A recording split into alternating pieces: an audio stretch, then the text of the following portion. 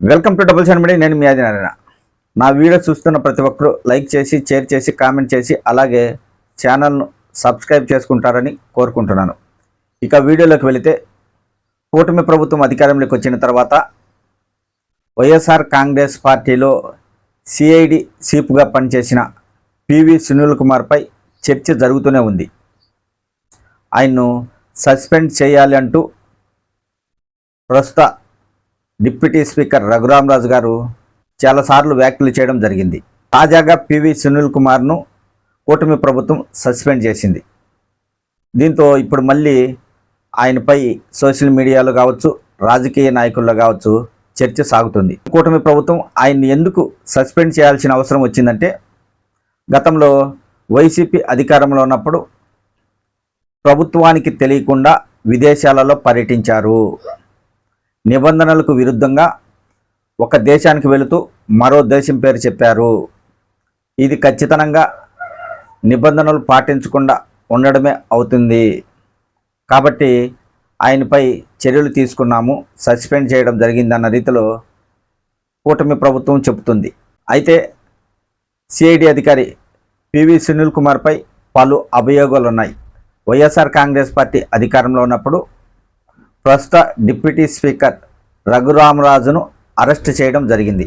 అప్పట్లో ఆయన్ను అరెస్ట్ చేసిన తర్వాత కస్టడీలో ఆయనపై PV Sunil Kumar third degree ఉపయోగించారు.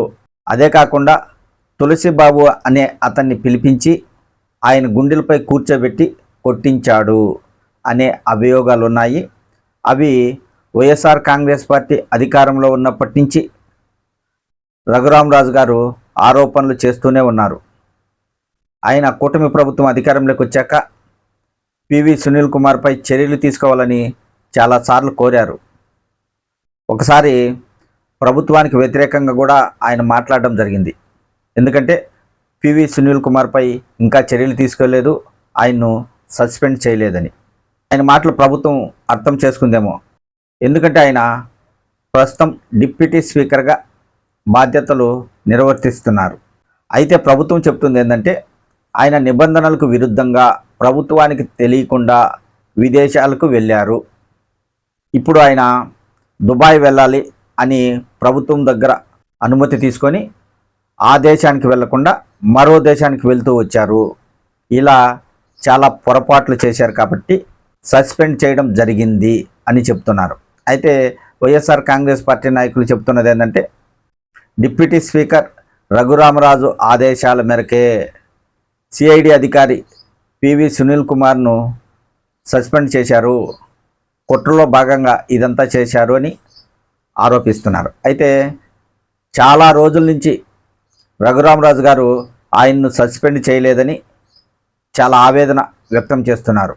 మరి ఇప్పుడు పివి సునీల్ కుమార్ను ప్రభుత్వం సస్పెండ్ చేసింది. ఇప్పటికైనా రఘురామరాజు గారు సంతోషపడే అంశంగా దీన్ని భావిస్తారా, లేదా ఇంకా ఆరోపణలు చేస్తూనే ఉంటారా? రఘురామరాజుపై కస్టడీలో థర్డ్ డిగ్రీ ఉపయోగించారు అని ఆయన ఆరోపణలు చేస్తూనే ఉన్నారు. ఆ విషయంలో కూడా ఎప్పుడో అప్పుడు పివి సునీల్ కుమార్ గారు అరెస్ట్ అయ్యే అవకాశం కూడా ఉంది అనే ప్రచారం జరుగుతుంది. ఏదేమైనా ప్రభుత్వం మాత్రం ప్రస్తుతానికి ఆయన్ను సస్పెండ్ చేసింది. దీనిపై వైసీపీ నాయకులు ఆరోపణలు చేస్తున్నారు, విమర్శలు చేస్తున్నారు. అలాగే దళిత సంఘాల వారు కూడా కొంతమంది స్పందిస్తూ ప్రభుత్వంపై విమర్శలు చేస్తున్నారు.